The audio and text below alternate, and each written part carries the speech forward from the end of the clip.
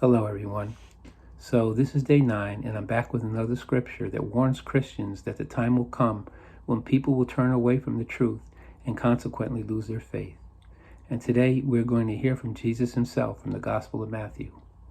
In chapter 24, verses 10 through 13, Jesus, speaking to his disciples about the persecutions that await the faithful, says, "Then many will fall away and betray one another and hate one another.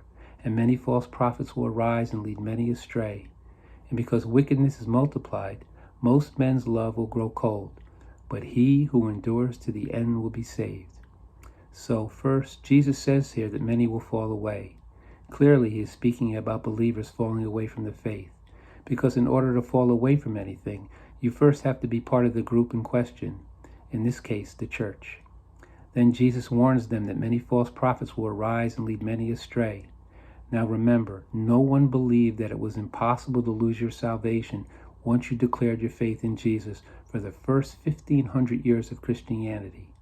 For 1,500 years, no one believed this. So I think it's safe to say that Martin Luther and all those who supported his belief did indeed lead many astray and continue to lead many astray today with his false doctrine.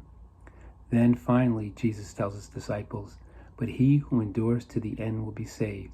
What Jesus says here is crystal clear, namely, he who remains in the faith will be saved. I mean, there is no other way you can interpret this. And this is not the first time in Matthew's gospel that Jesus has issued this warning. In chapter 10, verse 22, he tells his disciples, "You will be hated by all for my name's sake, but he who endures to the end will be saved." You have to remain in the faith in order to be saved. And while this is the 9th day of scriptural proof that a member of the body of Christ can lose their salvation, this is really the only one you need to hear, because it is coming straight from Jesus himself, and it is as clear as it could possibly be. But there are still a few more passages left for us to see. So until then, thank you all for listening, and God bless.